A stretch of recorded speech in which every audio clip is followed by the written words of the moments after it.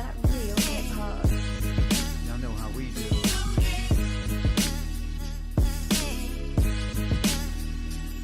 You're listening to Philly's own Matthias, aka Mr. 16 Bars.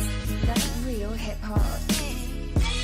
We try to tell people that Philly is a special breed. They hate to see us on top, they hate to see us on. They hate to see us come up, they hate we on. They hate the moves that we make because it's made to break them. We give them knowledge on tracks and hope our words can save them. I guess it's hard to give props when you know you lesser. So we right on your heels, I hope you feel the pressure. Rappers taking a roll, my shoes that never fit them. Before you come at a king, I let my soldiers get. I have a girlfriend right now.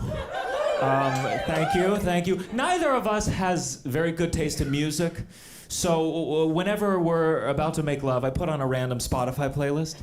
And a couple months ago, I put on an R&B playlist. I was feeling ambitious.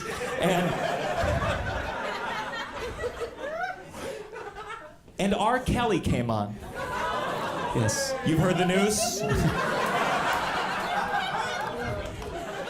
And my girlfriend was like, oh, no, we cannot listen to R. Kelly.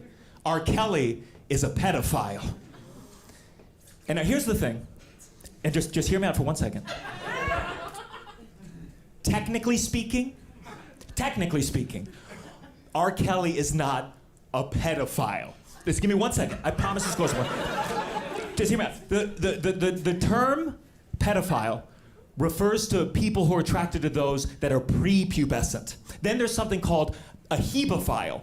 That's people who are attracted to those in the early stages of puberty, like 11, 12, 13, 14. And then there's something called an ephebophile. That's people who are attracted to those in the later stages of puberty, like 15, 16, 17, 18.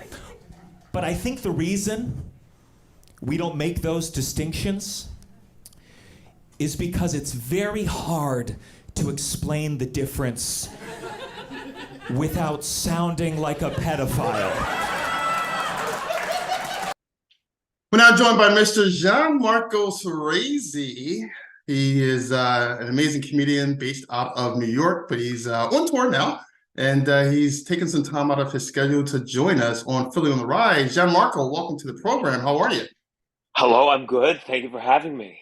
Yeah, we're glad you're here. We are glad you're here. So you're originally from the Maryland area, and after college, you moved up to New York to pursue your acting and comedic pursuits. How was that transition for you? Well, first, let me just say that in between college and New York, I was in Philly in an acting company for about 9 months. It was a disaster. Nobody saw the shows. We did the shows in like an abandoned church. It was a nightmare. The teacher was insane and crazy time. But I ate all the different I know it's cliche, but I tried all the different cheesesteak spots at that time in my life. I could still eat cheesesteaks on a regular basis. And I know enough to know it's not Pat's or Gino's, it's something else. There you go. It's the neighborhood. So I know that. Yeah. To get a good cheesesteak, you really have to go to the neighborhoods, not that commercialized touristy places. Yeah.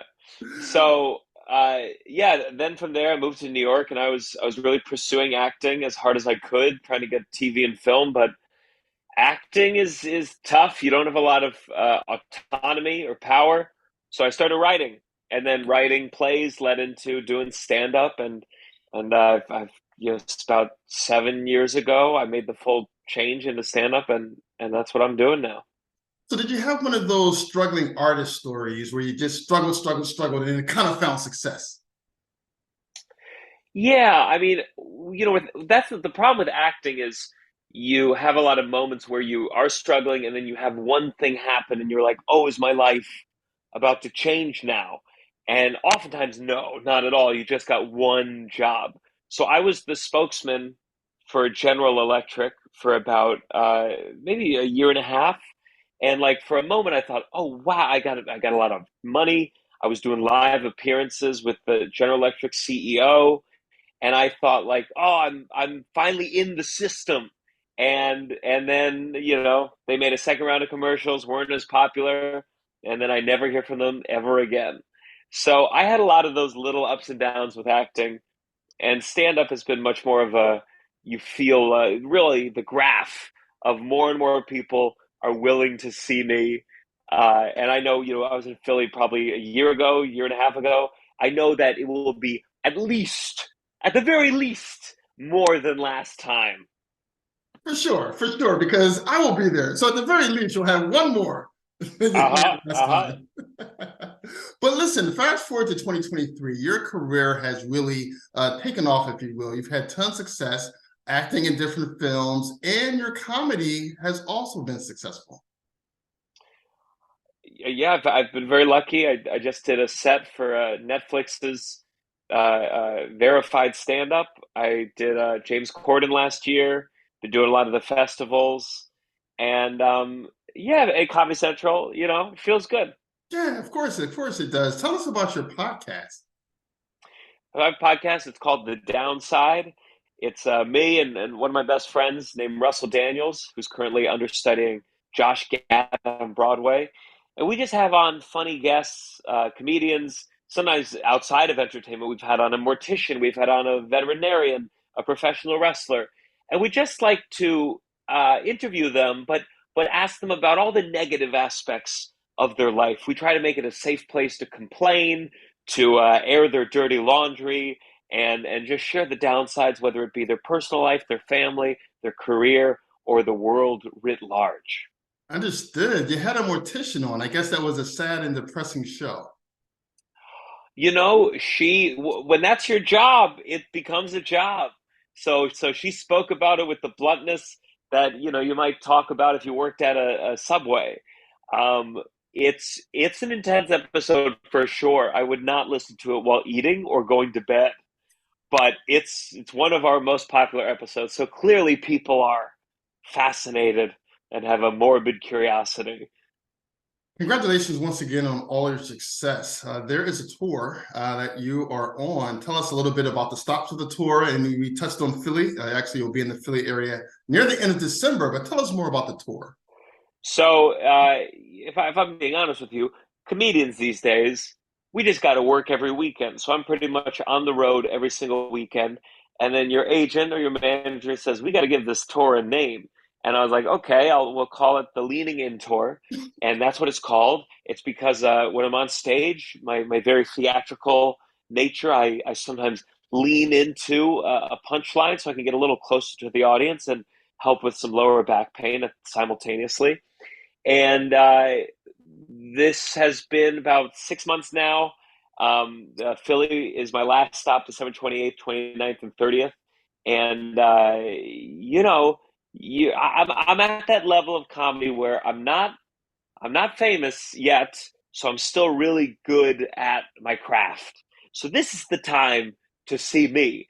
You see Seinfeld now, he doesn't have time for stand up comedy. He's busy being rich and doing TV shows. This is the era where you want to see stand ups, where we are doing it every night.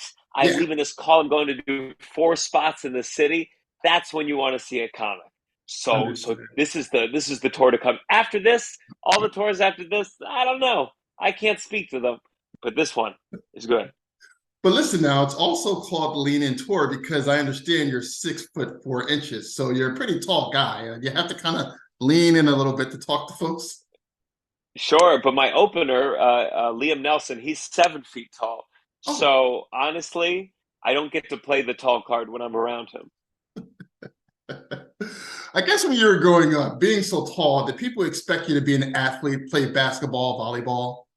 Sure, but then they saw me walk and they said, "Oh, well, there's no way running works if that's how he's walking." So I did get put on the basketball team. I did get thrown the ball a lot, but you can only miss so many times before they go, you know what, height isn't everything.